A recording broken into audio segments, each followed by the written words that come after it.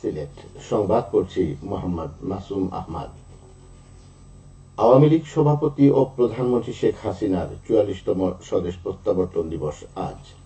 জাতির পিতা বঙ্গবন্ধু শেখ মুজিবুর রহমানকে সপরিবারে হত্যার পর ১৯৮১ সালের ১৭ মে দীর্ঘ নির্বাসন জীবন শেষে তিনি বাংলার মাটিতে ফিরে আসেন।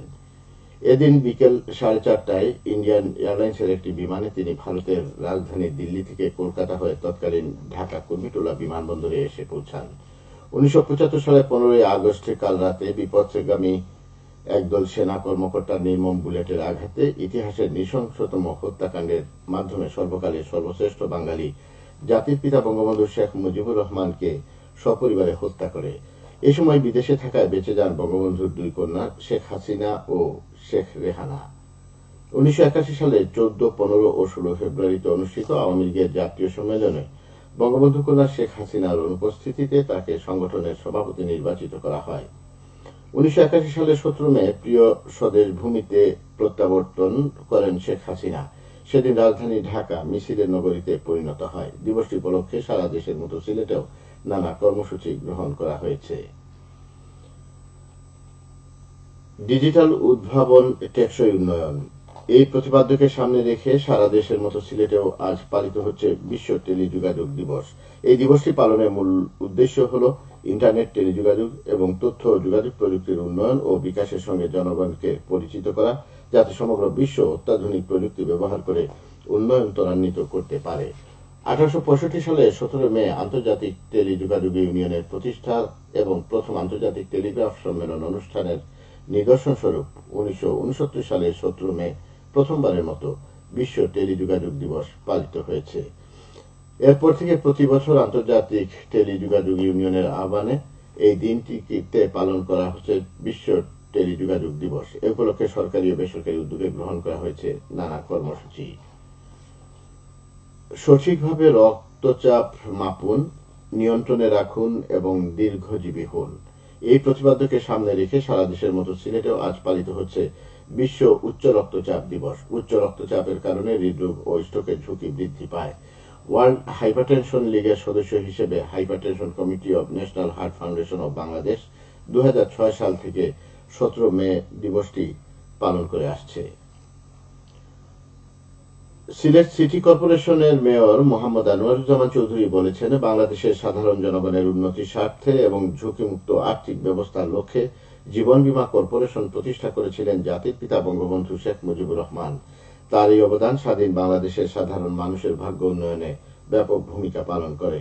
গতকাল জেলা কালেক্টরেটে জীবন বীমা কর্পোরেশন দাবির চেক হস্তান্তর অনুষ্ঠানে প্রধান অতিথির বক্তব্যে তিনি এসব কথা বলেন।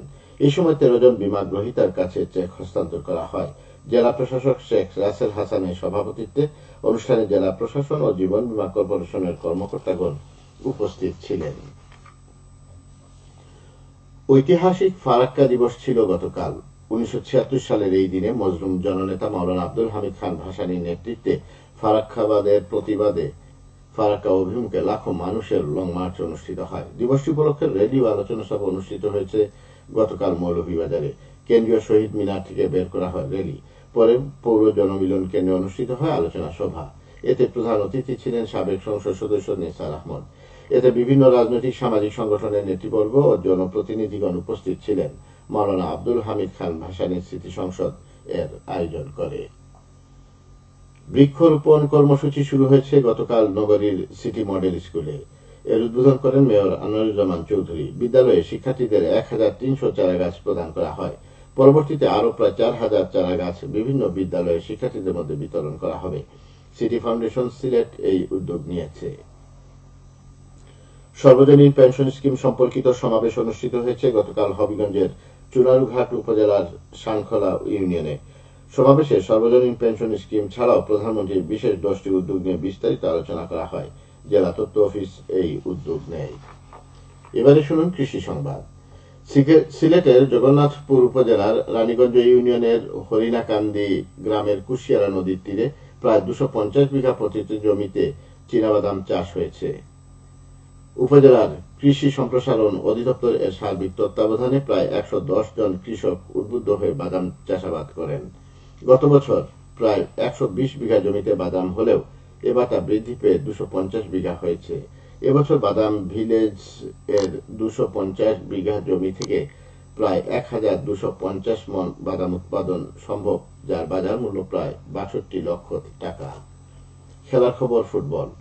সিলেটের দক্ষিণ সুরমা উপজেলার মুন্সিগঞ্জ মাঠে আয়োজিত টুর্নামেন্টের দ্বিতীয় কোয়ার্টার ফাইনাল খেলায় গতকাল রাজু একাদশ লালাচক 1-0 গোলে সরসৌরা একাদশকে পরাজিত করে। আজ জাভেদ এন্টারপ্রাইজ তেমুকি একাদশের মোকাবেলা করবে। সবশেষে আবহাওয়া। সন্ধ্যে 6টা পর্যন্ত পূর্বাভাসে বলা হয়েছে সিলেট সহ পার্শ্ববর্তী এলাকায় আজ কোনো সতর্কবাণী নেই এবং কোনো সংকেত দেখাতে হবে না। আজ সিলেটে সূর্যোদয় হয়েছে 5টা 7 এবং সূর্য অস্ত যাবে সন্ধ্যে 6টা 31। সংবাদ শেষ হলো। আমাদের পরবর্তী স্থানীয় সংবাদ প্রচারিত হবে সন্ধ্যে 7টায়।